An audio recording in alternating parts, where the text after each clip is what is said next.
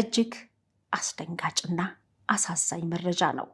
የአንድ ቤተሰብ አባላት 7 ሰዎች ህይወታቸው አልፏል።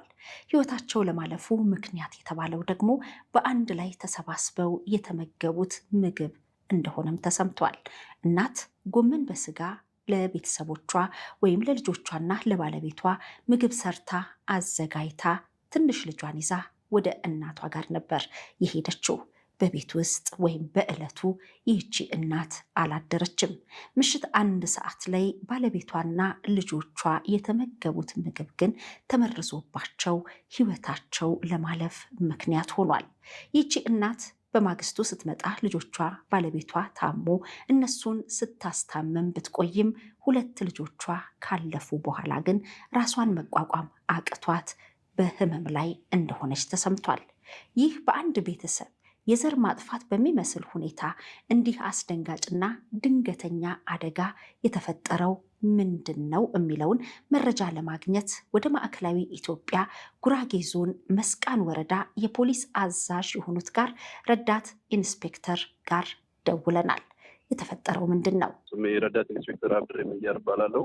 ምስራቅ ጉራጌ ዞን መስቃን ወረዳ ፖሊስ አዛዥ። ዛሬ እንግዲህ እጅግ በጣም አስደንጋጭና አሳዛኝ የሆነ አደጋ በእናንተ አካባቢ መከሰቱ ተሰምቷልና ምንድን ነው የተፈጠረው?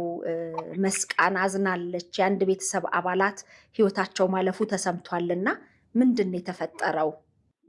የተፈጠረው መስቃን ወረዳ መሰረተ ወገራ የሚባል ቀበሌ ላይ ገሽበቶ የሚባል ልዩ ስሙ ገሽበቶ የሚባል አካባቢ ነው።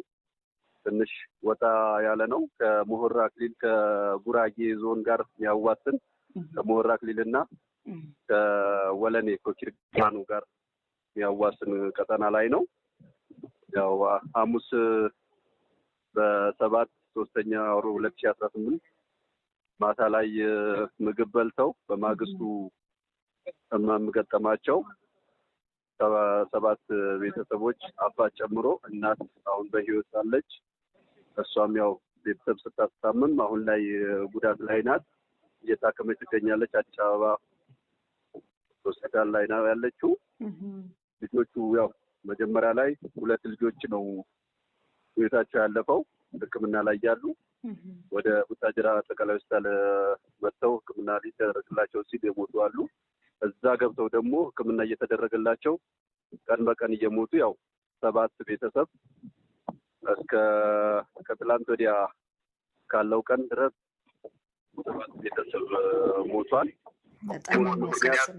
የምርመራ ቡድን ተዋቅሮ ከዞን ፖሊስ መምሪያ፣ ከዞን አቃቤ ሕግ፣ ከወረዳ አቃቤ ሕግ፣ ከወረዳ ፖሊስ አጠቃላይ ተውጣጣ ቡድን ተዋቅሮ የምርመራ ቡድን ምንድነው መመረዝ አለው የለውም፣ ምንድነው ሞታቸው ምክንያት የሚለው ነገር እስከ ቦታው ተንቀሳቅሶ ምርመራ እያጣራ ይገኛል።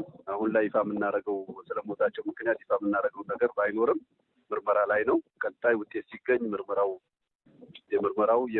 ወይም የሞታቸው ምክንያት ይፋ የምናደርገው ሆኖ የጤና ቡድንም ከክልል ጀምሮ የተዋቀረ ወረዳ ጤና ቡድን ከክልል ጤና ቡድን ትላንት በ11/3/2011 አብረው ከፖሊስ ጋር የገቡ የኢትዮጵያ ጤና ኢንስቲትዩት ጤና ቡድኖች ገብተው አንዳንድ ናሙናዎች ለመውሰድ ሞክረዋል። እስካሁን ውጤቱ ይፋ ለማድረግ ያው የምርመራ ውጤቱ ለ15 ቀን ተቀጥሯል። ጤና ቡድን የወሰደ ውጤት የተጠቀሙበት ሳህን ርፍራፊ ምግቦች ላይ ጎመን በስጋ ተቀቅሎ እሱን በበሉበት ነው ሁሉም ያው ታመሙ የተባለው።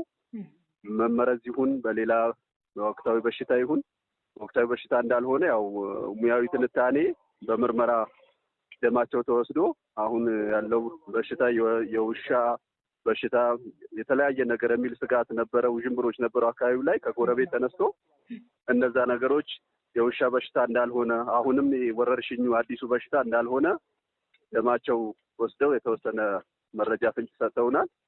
ሌላው ለሞት ያደረሳቸው ለሞት የዳር ምን እንደሆነ መመረዝ ነው የሚለው ነገር ገና ውጤቱ ለ15 ስለተቀጠረ ውጤቱ ይፋ ሲሆንልን ያው ይፋ የምናደርገው ይሆናል።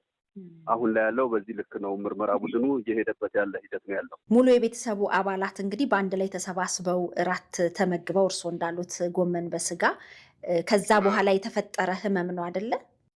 አዎ